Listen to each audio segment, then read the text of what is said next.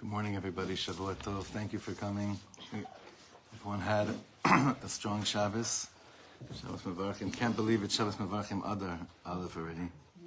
Lo Yuman. Okay, so the month of Shvat. This is the last shir in this year, in the month of Shvat, sponsored by the Pollocks, Lili Nishmas Shimon ben Moshe, Tzvi ben Mordechai, and Shir Rachma Bas Rav Alter Nassim Nata, and for the Zivug of Daniela Chana Bas Sarah Libby. The week is sponsored by Ira Brown and his family, commemorating the 9th Yortzeit of Ira's Abba, Anshel Hirsch ben Eliezer, and on the continued growth of our family in Klal Yisrael, with the addition of Yisha Eliezer ben Avram HaKohen, who should grow up and mature in Torah, Emes, and Ma'asim Tovim. All right, everyone, if you have the pages in front of you and you have the Sefer, open up, please, to Daf Kuf Chaf Vav. Kuf Chaf Vav, and there's pages over there for anyone that needs pages. I printed them out for everybody. Daf Kuf Chaf Vav. What's going to be great today is that I love how this happens while we're learning what we're learning, which definitely was not written necessarily during this week, but we're actually going to be connecting Parashat Yitro and Mishpatim with today's learning, which is always special when these kinds of things happen. And we're continuing to, with Rav Sasson's help, to understand the question of identity of our generation. Now, this is the hardest one, and we spoke about this last week and the week before, that probably one of the hardest things for us to do is to be able to understand what is the identity crisis and what are people really asking for when they're speaking about in terminology of, I want freedom, I want to feel free, I want the liberty to think like I want to think, and I want it to all be in a holy context, I want it to be in a good context, in a pleasing context. But what are people really asking? Aside from those that are just burnt out from certain ways they grew up in, what are they really asking for? What are people really asking and demanding? And it's, by other nations, it's not that complicated. By us, this question is so complicated. It's such a complicated thing, and this is what we've been stuck in, not just here in the shiur, but bichlal, in the land, and across the board, in Am Yisrael. There's such a, you could say, this person's, he doesn't care about Yiddishkeit, he's not into Yiddishkeit. But those same people that you would have said, they're just not into Yiddishkeit, they are so proud to be part of Am Yisrael. Even though on the surface it doesn't look like it, but then when push comes to shoves and buttons are pressed, like the time that we're in right now, you see this outpouring of pride, of whether it's necklaces or whether it's walking around with a flag, through tons of different ways. It's so interesting. This is the question that gets so complicated of the zehut in our door. A beautiful thing happened Thursday night. I was telling the Chevra on Shabbos that Bina and I went to a concert of Eviatar Banai. It's not a concert. It's a what did I call it on Shabbos? Sadnat Neshama. It's like a soul workshop. Okay, if you've ever gone to one of his concerts, it's not a concert. It's literally, I was sitting next to a Rav that was there with his family, and the whole time through every song, he was doing deep breathing, opening his hands, and at every few songs he would just start shuckling, going like this and davening. And it was a beautiful thing, saying, Mamash, this is like a Mechubadik Rav that was doing this. And what was so beautiful is that there were mamash Haredi-looking rabbis there, chevra that definitely it would be a shaila to eat in their home, kashrus. And then you had all these different chayalim walking in, and what was so amazing is that some of them were walking in without a kippah, but were wearing tzitzis. That's happening a lot. They came in wearing tzitzis, and they weren't wearing a kippah. So you say, okay, again, the question of zehut, the question of identity. So who are they? Who are these chevra? This, to the best of my knowledge, this never really happened before. This kind of showing of an identity. It's because it's so complex, it's so complicated. It's such a deep inyan to figure this out, and that's because it's not a question of looks, it's a question of soul. It's a question of soul. It's a question of the neshama. It's the question of things that you can't see. Sometimes you have chevra that they look so not in the same parsha as you, but when you start speaking to them and your eyes engage with their eyes and you start connecting on a neshama level, you realize this person's holding much, much higher than I could ever hold. So the question is, so what do I strive for? Do I strive to strip away from myself any external identity because look where they're holding? And there's a voice that says that, like I want to strip myself away of any external identity because all it does, it doesn't represent who I really am. And I have a few friends that they finished Shas. They stopped wearing a kippah a few years ago. Because for them, you know Chaver like that? No. They stopped wearing a kippah. That sounds harsh, though. It's very hard. It's complex. That's the word. Zemulkav. It's complicated. And it's definitely it's not, I'm not condoning, I'm not pushing for any, I'm just explaining a mitziyut that we're in our generation. Where is this coming from? Where is this coming from? By the way, sorry, Mazel Tov, and your sister got engaged last night. Big news, Baruch Hashem. Big simcha, Baruch Hashem. Okay. Go to the bottom of Kuf Chaf Vav. There are pages up there for whoever needs, right? Can you pass some of those down this way also? Big simcha, Baruch Hashem. Okay. You see the bottom paragraph, he says over here, Zoi nekuda amuka vehui berur murkav ve'amuk me'od. This is a very complex matter, this concept of identity, and it demands of us a very deep fixing, a sifting through the shoresh of the inyan, shedoresh limud gadol, which demands of us a really big learning. Ma ze Am Yisrael, ma'i nishmat Am Yisrael, ma'i ha'kedusha u'ma'i ha'mitzvot. All things that we think we know already, but we have to look at it from a deeper place. All these questions, what this actually means. Now, skip to the next page on Kuf Kav Zayin. That's where we ended off last time. And on Kuf Kav Zayin, we start to go in, again, learning basics. You know, there's a very important yesod, the foundation, when it comes to learning. And when it comes to learning, we always have to be humble. Bichlal in life, you have to be humble. Humility is a wanted, very beautiful, and important thing. Why is it so important when it comes to learning to be humble? What do you think? Why is humility essential when it comes to learning? Why would you think? It's a very important nikudah. You can't receive anything new if you're full of yourself or... If you're full of what? Of understand? You think you know everything, still married. So I could learn something, but because I learned it before, I'm showing up with my previous faculties of comprehension to learn something that's in front of me. That's not humble learning.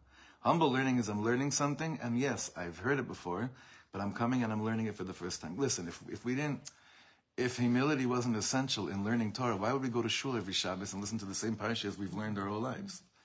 There's got to be something. There's got to be this. Like, don't worry. You won't forget everything if you just put it on the side when you approach the text for the second time, or third time, or fourth time. You won't forget it all. But you'll just be open, like Esther is saying, you'll be open to something new that's coming down. Humility is also essential when it comes to relationships between friends, because if I already think that I know the person that's in front of me, and I already am giving a subconscious perush to the words that they're saying, before they even say it, then there's no one standing in front of me than a previous image of what I already framed it to be. Can't be. So humility also when it comes to between people, very important. But when it comes to learning, especially parshas, that we think we know the story already. Look, we all know. I mean, everyone, say the 10 makos. You could probably say the 10 makot verbatim by heart from the time that you're probably in Kita Aleph, right? Probably first grade, maybe even before. I don't know when they learn, right? But whether we like to admit it or not, we still have a version of the 10 makot, the 10 plagues on a Kita Aleph level somewhere deep in our subconscious. Every time we approach the parsha, it a little bit goes through that. The example I always used to give was, at least visually, for many of us, the imagery that I have of a lot of the stories, especially in Bereshit and Shmot, where it's so many stories, is an imagery that's really goes through this filter system of how I first felt learning the story based on the Little Midrash says and the illustrations in that book. If any of you grew up with that, you know what I'm talking about. That's great. That gave it to me when I was 5, 6, 7. It's beautiful. But it's okay to also be open to the notion that there may be a new illustration that's wants to be formed in your mind and in your heart and your soul. Just show up humble. Show up as if you don't know it. So why am I saying this over here? Because if there's definitely one scene in the Torah that we would all choose collectively to want to go back to, it's definitely what we just learned this past Shabbos, Aseret HaDibrot, standing on Mount Sinai, hearing God's voice. And if I asked each of you, what's the first thing that God told us?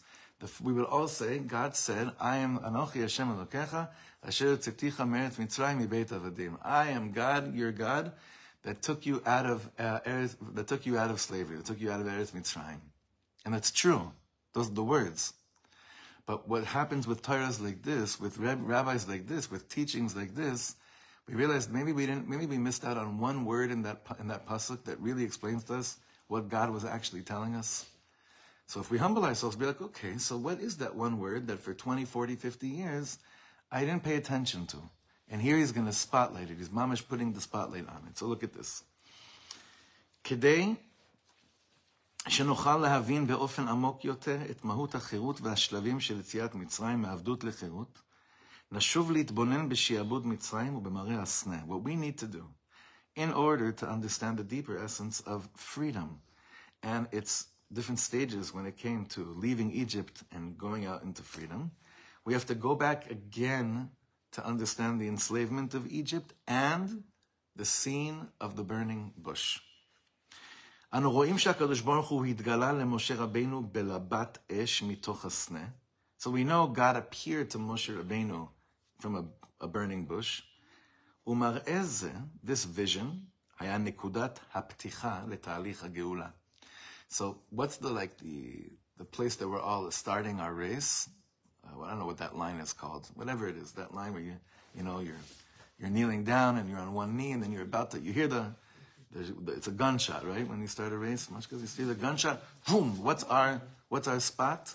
It's the burning bush, and what happens over there? Beseder.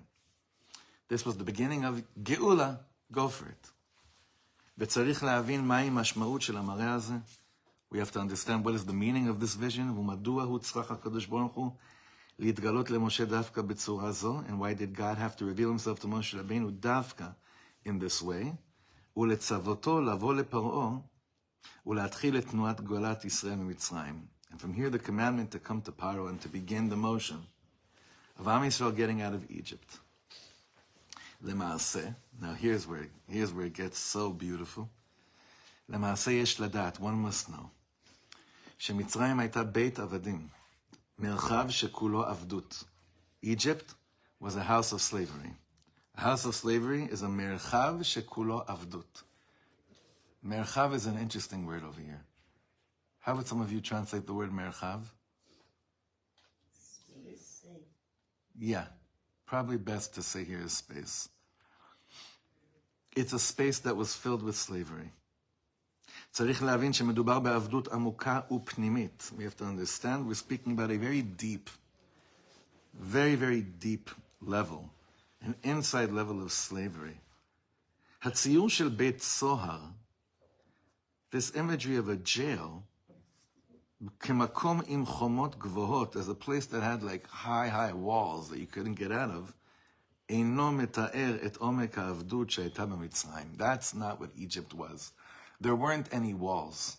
We were the greatest slaves in the world, but there were no walls. It wasn't like, I don't know, think of a movie that, or if God forbid you spend some time in the slammer for whatever reason, which we won't go into now. We're not speaking about, that kind of a jail, right? Did you ever see, what was that movie? A long movie. Shawshank Redemption? There are a few scenes there where he's like looking out and realizing he can't see anything past that wall. Like there's nothing there's no vision. There's no vision to it. There's no vision out beyond it. That's not Mitzrayim. That wasn't Egypt. Whatever we have in our minds, the בכלל לא היה ככה. כשהאסירים נמצאים בתוך כלא ומבקשים להימלט ממנו, אף שחומותיו גבוהות עד השמיים, אין זה בית עבדים. When prisoners are inside a jail and they want to escape, even though the walls seems like they're reaching the sky, that's not Beit Avadim. Okay, so what's going on over here? What word is Rav Sasson telling us to re-examine from the Aseret HaDibrot, the first thing that God tells us. I'm going to read for you the pasuk the way that in our minds it usually translates, and you'll tell me where it's different. Anochi Hashem Elokecha asher hotzeticha me'eretz Mitzrayim me'avdut. That's not how the pasuk ends, right? How does the pasuk end? Anochi Hashem Elokecha asher hotzeticha me'eretz Mitzrayim mi Beit Avadim. Avdut versus Beit Avadim. Rav Sasson is saying the first thing God tells us, demands of us to look at this concept called Beit Avadim as opposed to Avdut. Then there's a big difference between the two. Slavery, the way that we usually think of it, is that there's an Egyptian over me with a whip. You know what? I used to think like that as well. That's not it either. Beit Avadim is something else. A house of Avdut. A house of Avadim. A house of slavery is different than just slavery. And he's going to explain what the difference is, and we'll understand what we're searching for when we're able to differentiate between the two things.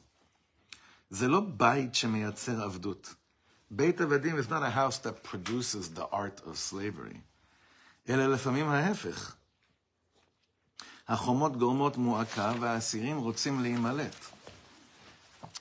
בית עבדים במובן העמוק הוא מקום שמצייר נפשות של עבדים. בית עבדים is a house that produces enslaved souls, not enslaved bodies. Do you understand the difference between the two? That's a Beit Avadim. It's a house that produces the production that took place in this place. We are producing human beings with even though in the real DNA it's impossible, but with however I understand life, whatever I view as important, not important, it's all with this consciousness of I'm born into this is my world. I'm Avdut. Beit Avadim is a house that produces people that live in a mental space of this is what it is. This is what it is. Beit Avadim. This is going to be like a 5-year-old thing again, like you said, but it reminds me of the story of Miriam going to her father, and her, like I'm saying, like we're not going to have any kids, and Miriam saying, like, just not, like it's the boys that are the issue, not any kids. You're worse than Paro by saying you're not having any kids. Right. That's the mindset of like being in slavery, right? Of Amram, right. Of the father, right. And then he smacks her. The Gemara says. Yeah. I just know the kids, but Right. Then it's a whole story there. It's in the Gemara. No, it's not. This is the Gemara in Masechta Sota says. This says this whole story over. So that's a mindset, no? 100%. And that's how he didn't even think he was doing anything wrong. No one thought they were doing anything wrong. That was just the norm. It wasn't anything out of the normal. That's just who they were. Just like people today with the vision they have for Eretz Yisrael, no one thinks they're doing anything wrong. On the contrary, they think they're doing everything right, and they're stretching their minds to find the best type of deal and compromise in the name of light and justice, but it's all through the mindset of a slave, because it's a Beit Avadim. Okay.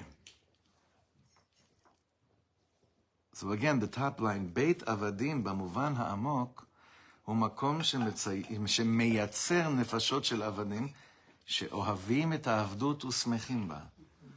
It's a place where you actually love this. It makes you happy. סבורים הם שהם מלכים ולא עבדים. You're actually under the assumption that you're a king and you're not an eved. ואף מייצרים אידיאולוגיות ותפיסות חיים שמצדיקות את העבדות הזאת ומתארות אותה כחופש וחירות. And what you're also able to basically produce is some kind of an ideology that justifies this type of slavery, but you describe it as, look what I could do. I have chofesh and I have chirut, which changes a lot of the imagery of what we think we were going through in Eretz Mitzrayim, right? Because as far as I know, most of us grew up with the understanding that who we were in Mitzrayim, every day I woke up and I was like, I hate this, I hate this. Maybe it was like that the first few weeks. But after a while, it wasn't like that at all. It became a Beit Avadim and not just a Beit Kele. Anu ro'im zot bekach. And how do we see this? So that was a little bit of Parshat Yitro. Now we're going to connect it to the next Parsha, Parshat Mishpatim. אנו רואים זאת בכך שלפעמים היו קולות בעם ישראל במדבר, שביקשו לחזור למצרים. If Egypt really was, like they explained to us in kindergarten, and the way we tried to exaggerate it and during Leil Seder, how could it be that anyone would have cried to go back to that, which we see throughout our time in the desert? We keep on kvetching to go back to that. If it was really slavery, like we generally understand it, no one would ever, as bad as things are, no one would ever choose to go back to that. B'ta'ana shaya sham tov, with the claim saying it was good there. So he says something so beautiful. לא לחינם הפרשה הראשונה במצוות התורה לאחר מתן תורה היא העבדות. What's the first thing we learn about after the parsha of Matan Torah? This parsha, ואלה המשפטים אשר תשים לפניהם. What's the first thing you learn about? כי תקנה עבד עברי. We start learning again about עבדים, עבדות. Why? אותו עבד שמכריז ואומר, אהבתי את אדוני, את אשתי ואת בניי, לא אצא חופשי. That same servant that says, I love my master, I love exactly what I have right now. I don't want to have freedom. התורה מורה לאדונו לרצוע את אוזנו. So the Torah says, go and take his ear, right? And pierce his ear. What does that mean? להדהד לו בנפשו, because it says that the same ear that heard, I took you out of this, and now you're saying you still want to stay in some kind of format of slavery. That same ear has to be reminded of what it heard just a few minutes ago on Mount Sinai. ולהדהד לו בנפשו את מעמד הר סיני, מקום החירות האמיתית. What must be whispered again into his ear and shaking his neshama has to be again, your ear just heard that God took you out of slavery, lechirut olam, for an eternal state of being free. Why are you going back away, again, you Eved Ivri, and saying, no, I don't want to be free, I don't want to be free. It's good for me here. Because it got into us so deeply, this consciousness, this mentality of Beit Avadim. Look at 1967. It's exactly the same thing. We come back, we have no idea what to do with this freedom. It freaks us out to the highest core. The first thing we do with the holiest place that we've ever had and ever will have is we basically say, I want to be, in 1967, take the keys. I want to be a slave. I'm still in Beit Avadim. I still don't know what it means to be a master. So mamash, that's what happened. What happened? Where we gave the keys, we came here, we had access to Har HaBayit, and the second we got it, what did we do with it? We gave it to the Jordanians. We just won the most miraculous war our world has ever seen. And at that moment, what it was really all about was, of course, that holy site. Dafka, that place, which is the symbol of freedom, not just for the Jewish people, but for all mankind. Ki beiti beit tefillah yikareh l'chol ha'amim. I Dafka took that, and like the Eved Ivri, I'm saying, here, take it. I can't handle it. It's basically describing every journey into the unknown. In every journey into the unknown, we're leaving the base of Adam of whatever it is we're leaving. And that's why it's so important to remember that the point of the giving of the Torah is to let you be okay with that. And Hashem saying, this was my plan from the beginning. Anochi Hashem Elokecha, asher hotzeticha me'eretz Mitzrayim b'beit avadim. I don't expect you to feel so comfortable over here. I don't expect you to understand and feel like you know exactly what's going on and everything is known. But that is the point of being engaged in a world of Torah. That's the relationship with God. It's a defense mechanism. For sure. Betach. We're good. We're good with this. We're good. 100%. Enslaved so many times since Matan Torah. I'm sorry? The Jewish people, through history, have been enslaved so many times since Matan Torah. Never like Egypt. That's what the Chazal always tell us. It was never a slavery of Beit Avadim like it was in Mitzrayim. However, what does connect to what you're saying is that the remnants of that, the echoes of anti-Har Sinai, are always there. Always there. Emotionally, we can stay there our whole life. I'm sorry? Emotionally and mentally, we can stay there our whole life. It's like a state of Some being. people do, yeah. Some people do. Geula, calling for the Geula is this graduation from this place. And it's not supposed to feel so unknown. It's not supposed to feel so like I recognize all of this. It's much deeper than that. Didn't we see that the I'm just so sorry. Maybe I'm telling you, I think I have to get checked. I can't hear so much. If you could just talk, everyone in the in that big, if you could just talk a little bit louder. Yeah, at Har Sinai, we see that the Jewish people, even there, they couldn't handle it. Like Hashem tried to speak to them. He wanted full revelation, and it didn't seem like we had. Right, and they were like, "Stop." Right, and yeah. Like the whole story, like he was saying it over and over and over again. Like we're just collectively, as a Jewish people, as one soul, trying to move towards the final goal where we actually can hold it. That's why if someone had to ask me what's the mission statement of a Sunday morning class, what would it be based on what you just said? Vessels to build exactly, building vessels to be able to do that which perhaps I'm least comfortable with, yet I know it's the truth. And that's really Geula. That's Geula. Yeah. What could be more important than that? What could be more important than what we just said right now? If anyone has any ideas, I'd be open to hearing. It'd be our Sunday starting off the week much more simple, much less complicated. But if anyone could tell me what's more important than that, then we'll start learning it. I just don't know. Also believing that we could have change and believing we could be vessels. It's having that we are worthy. Nachon. We have so many consciousness that we're not worthy to receive the Gula. Nachon. Nachon. It's part of the same mishpacha of the building of the vessels of emunah in it. Nachon. Nachon. Third paragraph on Kuf Chav Chet. הדבר הזה מלמד אותנו שאין חירות ללא אמת של תורה. There is no such thing as a Jewish person having freedom without the truth of the Torah. כי אפילו את העבדות הגמורה אפשר להפוך ולצייר כמקום החירות והאושר. Even a place of complete slavery, it can be transformed and illustrated as a place of freedom and happiness. רק אמת של תורה שוברת את שלשלאות העבדות. It's only the truth of Torah that basically unshackles us from the shackles of slavery. בכל צורותיה ולבושיה, in all of its garments and all of its forms, ומשחררת את רוחו האמיתית של האדם לחירות עולם, and that is what frees a person's real spirit to a place called חירות עולם, eternal worldly חירות. Im ken, if that's the case, the fourth paragraph, if that's the case, בית העבדים של מצרים שלט על עמקי הנפשות ועל תפיסות החיים. So this place called the house of slavery of Egypt, it controlled the depth of people's neshamas and their grasping of what life is all about. וגרם לכל מי שנמצא שם לאהוב את העבדות ולשמוח בה, and it caused each person to love their slavery and to be happy with it. ולחוש שמדובר במקום נופלא ושוקק חיים, and to be under the impression that it doesn't get any better than this.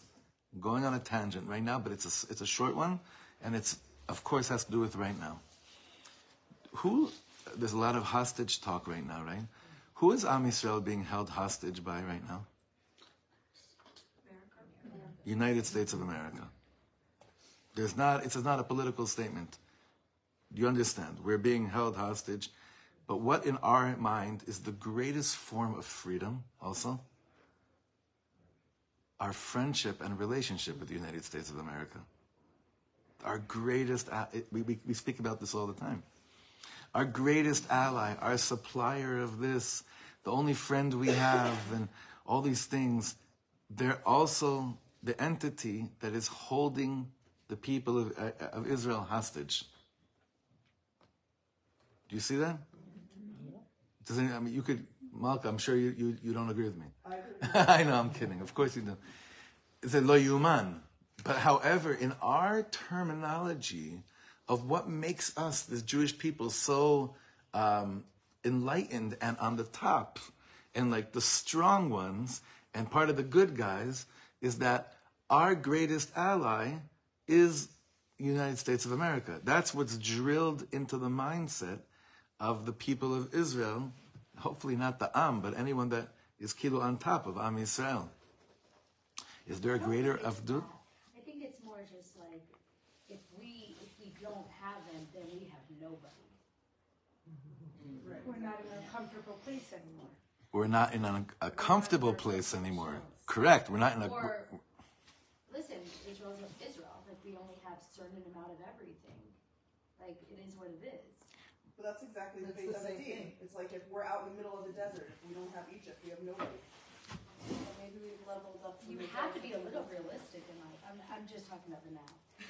It's okay. It's okay. It's good you're bringing this up. This is the point of the shir. It's very good. It seems on the surface. $17 billion.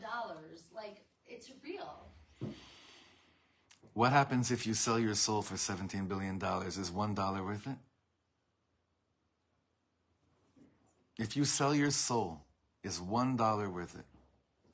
You first have I to. think it's easier said than done. Of course, so is giving birth. I don't know, everything is, meaning anything new that's. Everything is easier said than done. Everything.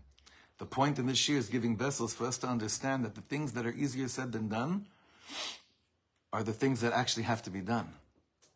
All the things that aren't as easy, that are not easier said done, we do. And it keeps us in a very, very, very tight place. We didn't get to where, God didn't bring us to Mount Sinai to think in terms of realistic. Yeah. Namash. God didn't bring us back to Eretz Yisrael after 2,000 years to just think in terms of, listen, you're going to have to be a slave to another country who in the bigger picture are doing good things for you. But even if they sell your soul and prevent you from actually wiping out Amalek, who you have to, don't worry, in the bigger picture, there's something. That's not why we came back here. That's the story of other nations that need allies on those types of levels. On the other hand, it doesn't mean that we, God forbid, should be ungrateful for any of the good that America was privileged to give us. Privileged. A slave thinks we were privileged to receive something good. A Ben Melech, Benot Melech, understand that if someone does good for the children of the king, they were privileged. That's the shift of consciousness. It's okay, Leah. Most of us are halfway there, you know. Huh? No, I definitely hear you. Yeah, no, but don't. I'm saying, it's so good you're bringing it up. This is the insight. This is the soul talk that's needed today. Like, we're looking at the situation that's in front of us. In 1967, we had nobody, and we finished a much more crazier war in 6 days. Here we've been stuck for 4 months because we're still in Beit Avadim when it comes to how Am Yisrael conducts itself as a people. And that's very harsh. That's very intense. But it just means there should be more of a demand of, let's build the vessels as a people to really believe that when someone helps Am Yisrael, it's a schus for them. It's not a schus for us. It's their privilege, not ours.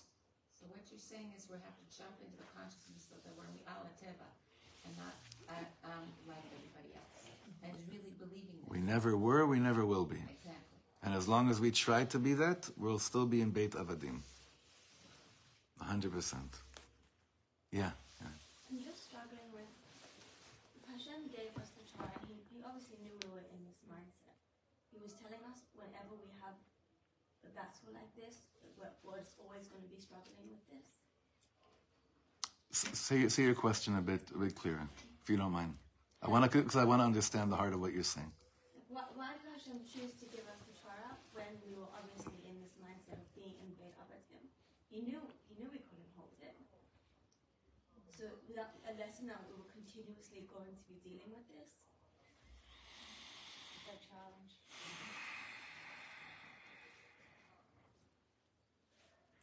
How would you say that question in like share with us like a hisbodedus, and say it like really raw. Do you know what I mean? Say it like really, as unfiltered as you're comfortable in a setting of people. You understand what I'm saying? Like, what's the question? Say it to Hashem. What is the question right now?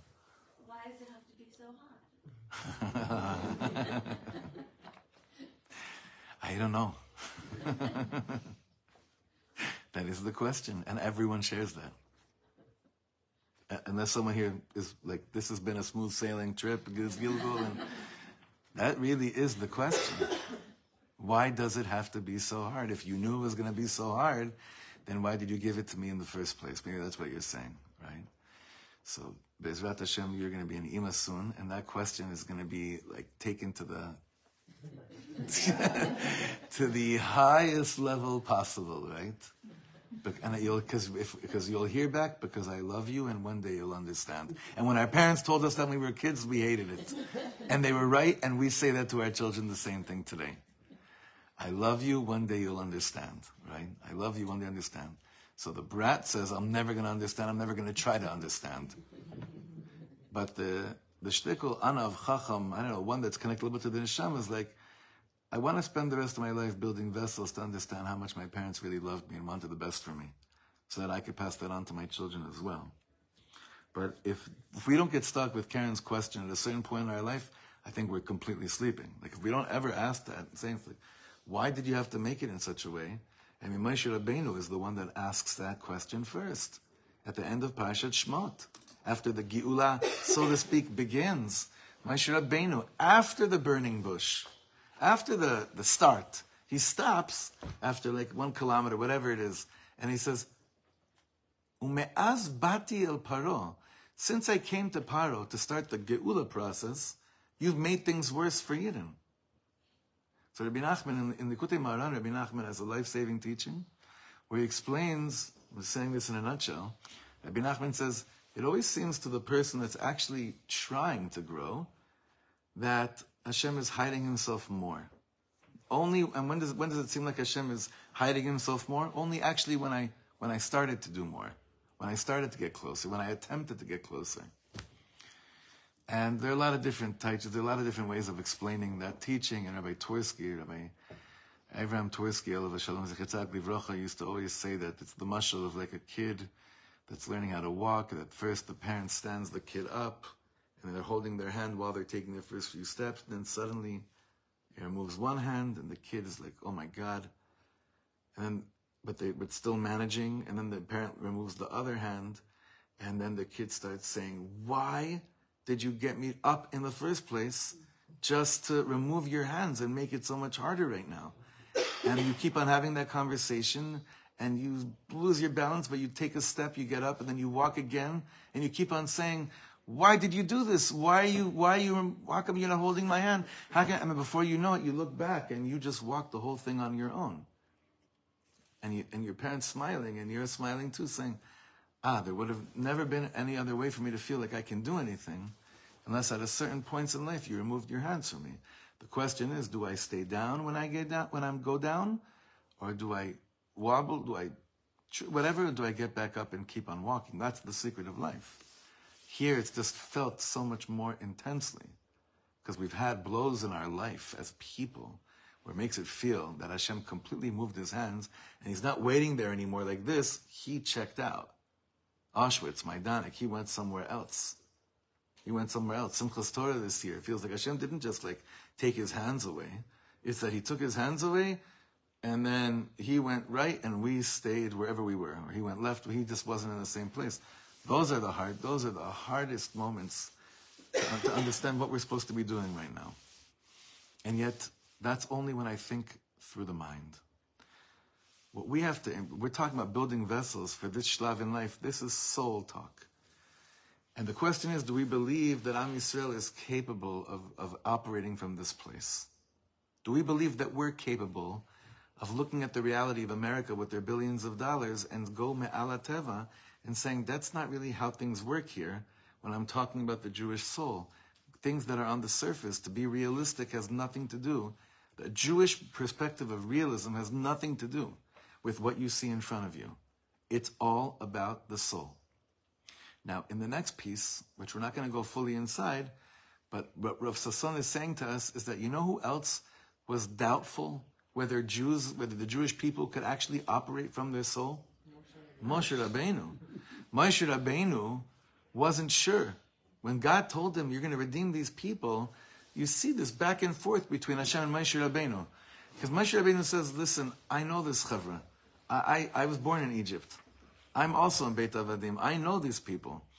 I knew my father sounded like before my sister had the guts to say what she said, and thus giving a chance for me to be born. I know what these people are, these stiff-necked people. I know what they're like. I know that.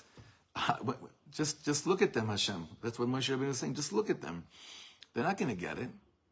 They're not going to get it. They don't have it in them. Look at them. Now, what's the vision that Hashem shows Moshe Rabbeinu? By the burning bush. A burning bush. It wasn't a trick question. What is the burning bush? What does it say about the burning bush? V'hasneh enenu ukal. What does that mean? Let's go deeper. What does that actually mean? Wood tends to disintegrate and burn when it's on fire, but this was just, it stayed strong even though there was fire in the midst of it. Showing us that, so what's the heart of the sneh? What is it likened to? The neshama. And Hashem says, Moshe Rabbeinu, I bless you, I chose you to tend to the flock, because I see how much you care. The Midrash says that Moshe Rabbeinu was a shepherd. Not the Torah tells us he was a shepherd, but the way the Midrash illustrates Moshe Rabbeinu being a shepherd, it says that he was so gentle with each piece of his flock that Hashem said this quality of being so tender and delicate and gentle with each one of his flock, that's the characteristic traits of a leader. Nachon? But now Hashem is telling Moshe Rabbeinu, you got to graduate. To what level? To doing soul reading. You have to look at people and see their neshamas and train them to start listening to their own neshamas. Because all the people that you see over here right now, inside this, and the Midrash says it was a thorny bush, it was a prickly bush, that on the outside, everything about it would cause pain. V'asneh enenu ukal. Rav Soloveitchik writes a lot extensively about this as well. Many greats write about that. It had to dafka be. Rav Hershel Schachter, Rosh Yeshiva and Wayun Shlita writes beautifully about this. The sneh, the vision of the beginning of our Geula had to be through something that everything about its outside looked destructive and impossible to work with. Everything about its outside. And yet everything about its inside was everything we could work with.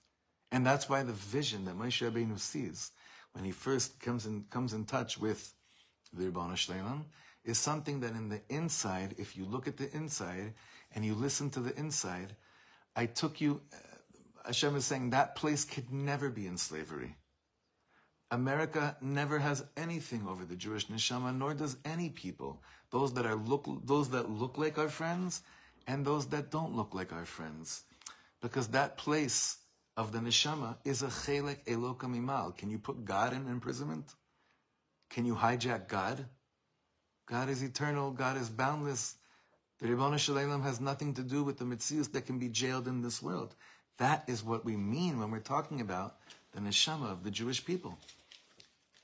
Not Biden, not Trump, not all these pawns. They're all pawns. All of them. They have nothing to do with the ability to enslave any piece of us that has to do with the inside.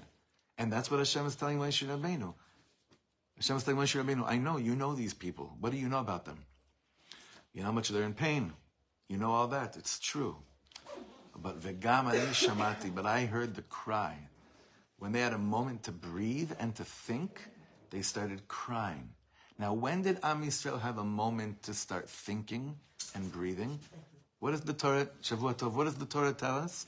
When is the moment that Am Yisrael started thinking, which led them to start to breathe, which led them to start crying? What happened the pasuk before? It says that we started crying to Hashem. It says that Paro died. There was an Egyptian slave master that had died, and then it says, at that moment, Vayanchu vatal what's the lashon there? Vatal shavatam el Elokim, and then we started screaming. We started screaming the moment that we could breathe and start to think. A new Paro comes onto the scene, and what ends up happening? He realizes if these people have any time to actually think and breathe and get connected to their neshamas, they'll realize they were never slaves in the first place, and they'll walk out of here without a problem. So therefore, what must I do? I must make the workload even harder. To give them less time to think, less time to be in touch with their neshamas. Tichbad alaya avodah. make it even harder. Look at the next page on Kuf Lamed. We're jumping because there's a lot to cover, and I'm just giving you over in Rashi Prakim a lot of what he's saying over here. Daf Kuf Lamed. With our government. Huh? Is there hope? I feel like the people have hope. They're more enslaved than The us, government is also pawns. but they're Jewish. Still pawns. Betach. But they're part of us. So 100%. They're waiting for us to, they're waiting for the Am to listen to their own neshama. yeah. If If not, Am gets there, then they're gonna get there. I'm sorry? If the Am gets there, then they're gonna get there. They won't even be there when the Am gets there. They won't be, They'll throw them and pick and choose too. That's really right. they'll be alive, gebenched, they'll retire in some kibbutz somewhere. I don't know, but it's not going to be, it's not who we see. The Am is actually going to elect Mashiach. You know, there's actually going to be a thing like this, that the Am is going to actually elect Mashiach. Like, the Am will choose Geulah. The Am won't continue choosing people she'en lo tshua. Al tiftechu bin divim ben adam she'en lo tshua. It'll be a different thing. So look what happens on the daf, on the top of Kuf Lamed. Just a few more minutes. Paro chash et hasakana agdola b'itkalmut hanishmatit. Do you have Kuf Lamed? No. There should be in other pages here. Some of them have the whole thing, some of them don't. Kuf Lamed. Very important to see this inside. The top of Kuf Lamed.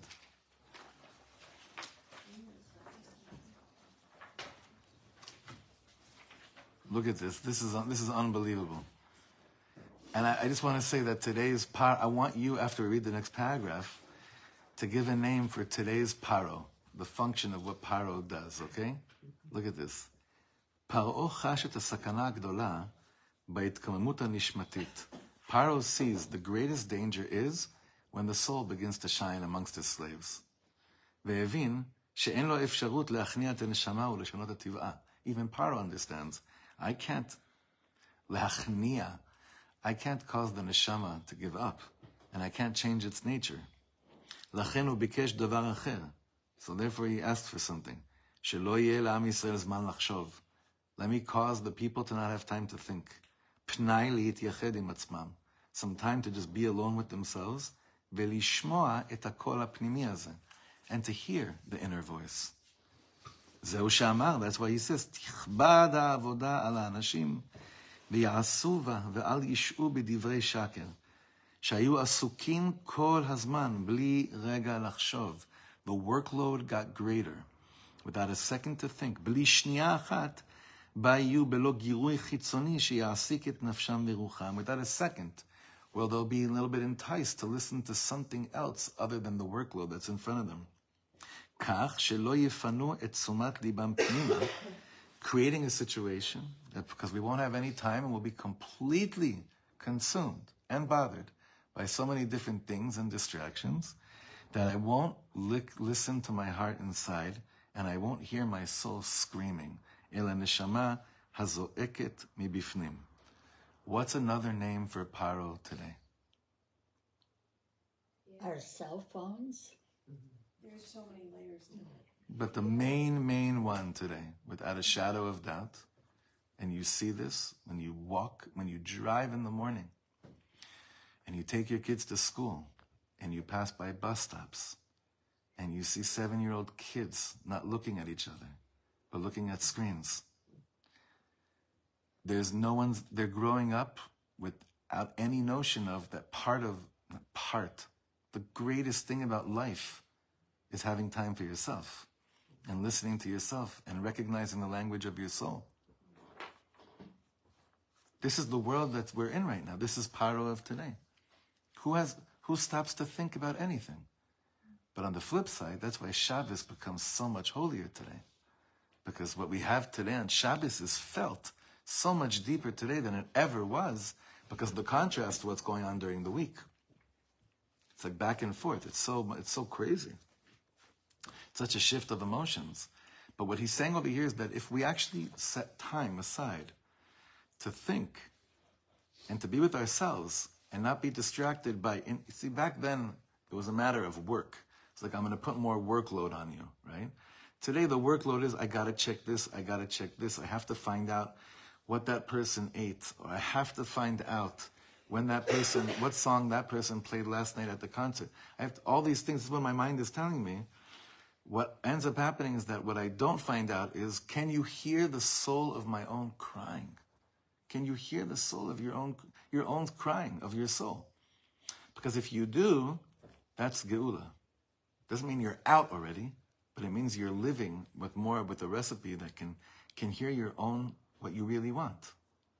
That place can never be changed. It can be covered. Whew, boy, like you were saying, it's true. Layer after layer after layer. It can be covered, but even Paro knows it can't be destroyed. So if something can't be destroyed, what should I do? I'll cover it up. I'll distract it. I'll cover it up. Layer after layer, distraction after distraction. And hopefully like that, they won't listen to their own souls, and therefore they won't begin this process of crying out again and starting the Geula process. I think that one of the greatest struggles since October 7th has been that I think that we realized we couldn't not listen to the own cry of our neshama after October 7th, at least in the beginning. And to a certain extent also now. So of course something shifted. Like, there's no way that we could, on any way, shape, or form, still continue to conduct our day-to-day lives exactly the same like we did before it happened. So what it did cause is a crack into the general neshama klalit of Am Yisrael, saying, do you have time with yourself? Now, one of the scary things is that many people that I've spoken to in the last 3 months, B'davka, choose not to have time with themselves right now because they're petrified as to what will happen if they actually allow themselves to have a lot of the images or even the thoughts that they have about what happened sink in. So I don't think that you're supposed to go and say, no, you have to look at every single piece of footage. So there's a voice that that does resonate with me, because I think that until we really realize what kind of evil, demonic, twisted monsters we're dealing with that live right over here as well behind us. There's no difference between one of them to anyone from Gaza. They are all the same. And anyone that says otherwise is threatening the existence of our families, if anyone thinks otherwise. And Baruch Hashem, we're awakening from that coma. It's a hard awakening. It's a slow awakening. It's very painful. Because even when I say such words, the peaceful place in us says, don't talk like that. Don't make such generalizations. Just trying to stay alive. Let me stay alive, and then we'll figure out afterwards who could be here and who can't be here. I'm first going to stay alive. There's this, I don't want to be with myself right now, and I understand that, because it's so crazy. But if Hashem is Hashem, and not just my own avodah zara of Hashem, that means that Hashem is there also in that place of utmost churban and destruction. And I go back to Karen's question, really, and I say, even in that place, Ribono Shel Olam, of course you want me to ask, where were you? How could you not? Only a robot wouldn't ask such a question. But only a free person can ask that question. The question is, how do I ask that question? A free person doesn't just say, where were you? With anger. The free person asks that question by saying, how could your name become greater from this, Ribono Shel Olam? Why would you do this to yourself? That's Moshe Rabbeinu's question after Egel Azav, when he says, Har'eni na'at kvodecha, show me how your kavod gets bigger from such a thing. That's Rabbi Nachman's main shaila of Aye, famous teaching in Likutei Moharan, Aye mekom kvodo. I just want to know where your kavod gets bigger from all of this. A slave doesn't ask any of these questions, because for them, the unknown is, even if it has the greatest treasures on the other side over there, is just less enticing than the known, as painful as it is. So I'd rather just continue to be enslaved by America, because the unknown seems so much more petrifying, being surrounded by all these animals here. But it still won't bring us to the place that we need to be, which is called Geula, which has nothing to do with Teva, the way we know it.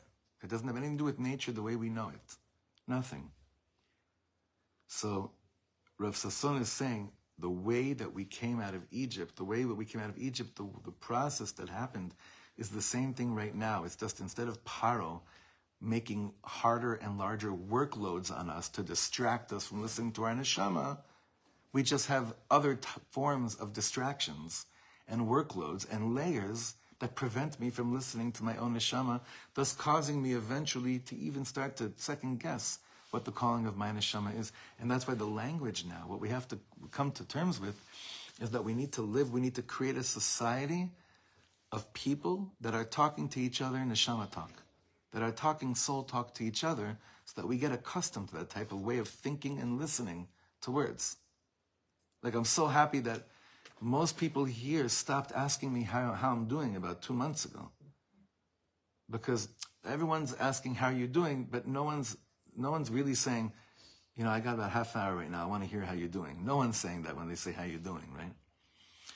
So here, like, at least I don't know how it's like with the women, but by the men, there's been so much more since from before of saying, I'm not gonna how you doing, how you holding up. I don't hear that.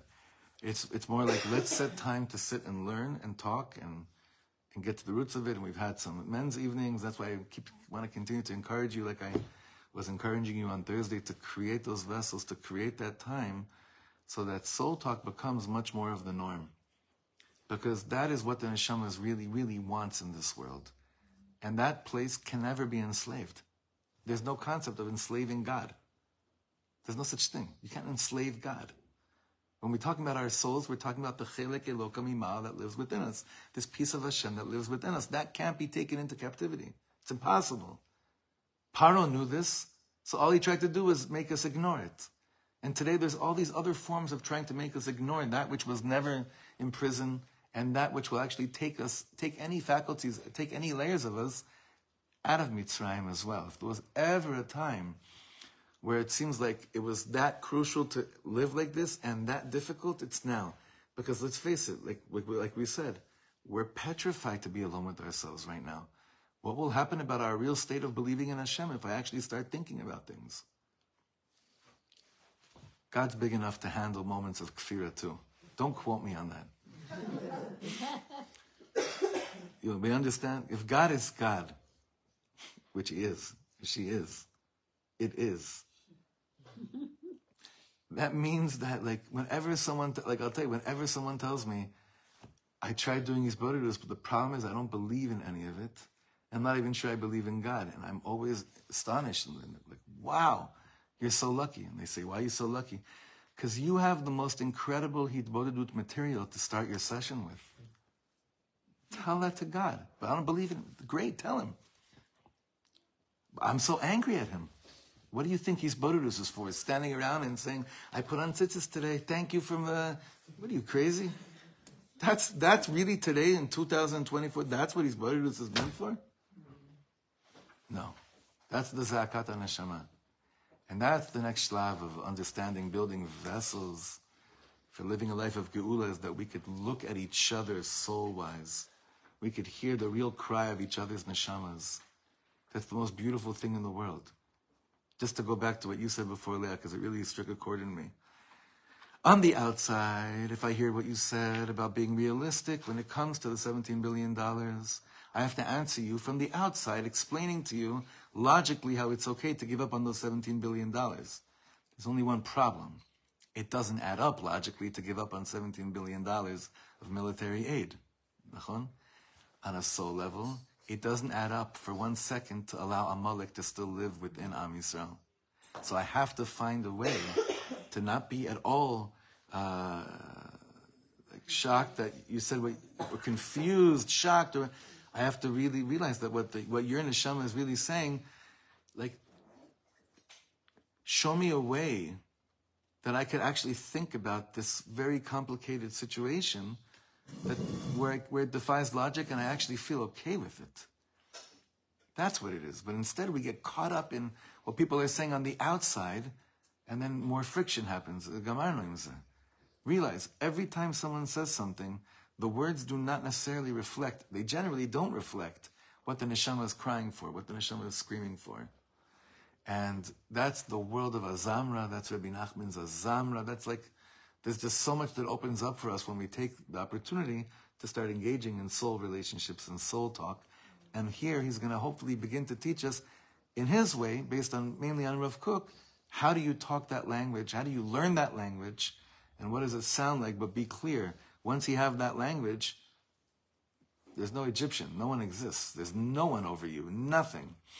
And you're totally free, and it doesn't scare the daylights out of you either, which is like the greatest gift, when that freedom doesn't scare you, when the unknown doesn't scare you, but it's like, you know, Hashem, you're with me here. How scary could it actually be? So we'll actually end up believing in God by the end of this year too, which is like the greatest thing. Okay, Shavua Tov, Mashiach now.